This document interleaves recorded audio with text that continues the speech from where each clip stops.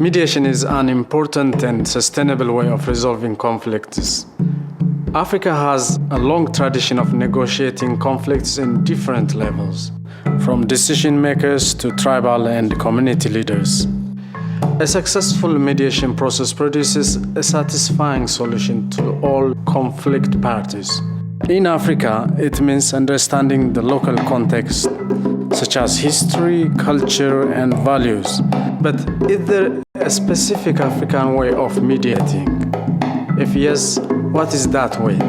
CMI presents these questions to African mediation experts in the field. Yes, there is. Because the people, by their own traditions and practices, have always had a way of solving problems. Sometimes it's the head of a clan. Sometimes it's a tribal chief whom all the citizens respect. And therefore, they go to him when there is a problem for him to solve it. Sometimes they invite a next-door neighbor, if it's even between families, or the next village chief whom they all trust. And because chieftaincy in Africa occupies a very important position in society. You see, we believe, yes, there is an African way of mediation because we have our culture, African culture, we have our values. Of course, we respect universal principles on democracy, good governance, but we have our specific values, like the Asians and the Americans and the Europeans have their own and specific values. So we believe that whatever problem erupts in Africa, it should find an African solution because it's an African problem. But I think it has to do more with culture, with the knowledge of the geography, of the culture, of the ethnicity, of the dynamics, of the aspirations of the people of Africa, of the language, including the body language, because I mean there is I remember that when we were engaged in discussions in Burundi, the Burundi people will tell you there is what we tell you, but there is also what we will not tell you. You have to understand what is said, what is not said. That has to do more with culture. I think definitely, I agree that there is an African way, like there is a European way, like there is an Asian way. Even within Africa, the values vary from country to country. And I believe in Somalia, there is a Somali way. There are Somali values. We cannot negotiate or mediate in a vacuum. We need to take those values into consideration. If we go beyond or against those values, we certainly cannot convince the parties. Vous savez, madame, chaque société a sa culture. Et avec la mondialisation, nous sommes maintenant dans un monde où on a l'impression qu'on va dans une situation où il y a une seule culture.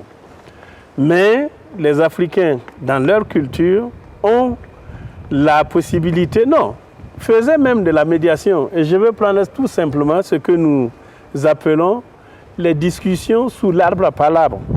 Vous preniez un village, un problème surgissait, le chef du village réunit les parties en conflit et le débat se fait sous la forme d'une palabre et on tire les conclusions.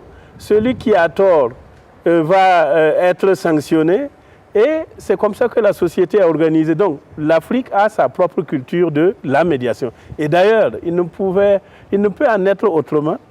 Sinon, avec le nombre de conflits qu'il y a sur ce continent, si l'Afrique devait attendre que d'autres personnes viennent d'ailleurs pour les résoudre, je pense que la situation serait très, très grave. Je ne sais pas. Il faut dire aussi que l'Afrique, c'est grand, c'est très grand. Je vais vous donner un petit exemple moi, je suis burundais de nationalité. Chez nous, nous avons une classe de sages qu'on appelle Washinganaï dans la langue du pays. Et ces gens-là, ils ont une manière de procéder qui, à mon avis, gagnerait à être connue. Lorsque vous avez des partis qui viennent présenter leur cas, ces sages répètent dans d'autres mots ce que les parties ont dit, dans le sens de faire comprendre aux parties en conflit qu'il y a du bien dans ce que l'autre a dit et qu'on n'a peut-être pas entendu. Donc c'est pour vous dire qu'on peut emprunter au Burundi, en Guinée ou ailleurs une certaine sagesse qui peut servir dans la médiation internationale. So is there an African way?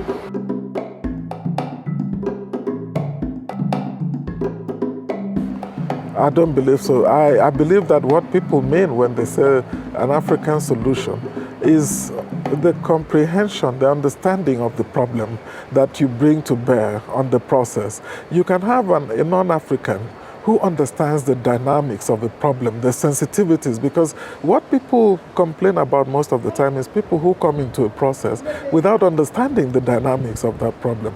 I don't believe that there is something called the African mediator. But as a mediator mediating in African conflict, you must be sensitive to the problem, to the nature of the problem, to the people, and sometimes, a lot of problems have gone into this conflict that people have gone to the extremes. What you need to do is to be able to bring them out of the corners. They have boxed themselves into corners. So what people mean, in my understanding, is that you should be able to help the parties to come out of the corners they have boxed themselves. If you're looking for a common African way of doing mediation, you will not find it, because each situation is particularly peculiar. But definitely there are principles, practices, ways of doing things at the African Union which can be systematized in such a way that could be useful to African mediators. So do you think that even non-Africans could learn those to be better mediators on the African continent? Oh, surely. Surely they could perhaps understand better how Africa has been handling its mediation situation over the times and what results it yielded, and then take advantage of those practices and see where they have paid attention to, what was the most critical situation, whether there are some similarities and how they were handled, and that can, of course, we can share these things with the others.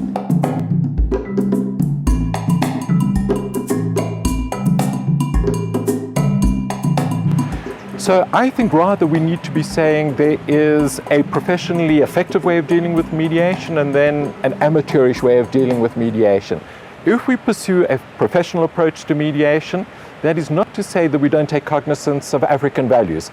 In South Africa, for example, we prize the value of Ubuntu, which is a spirit of brother and sisterhood, that we treat people as human beings and we treat them as equal. And if that is an African spirit and ethos that guides our approach to mediation, that would be a good thing. There are definitely universal rules that apply everywhere in Africa, in Europe, in Asia. At the same time, we need to take into account the local, national, continental realities. And in whatever we do, we have to bear that in mind. But I would redefine the problem differently. I would say what really matters here is ownership at local, national, and continental level.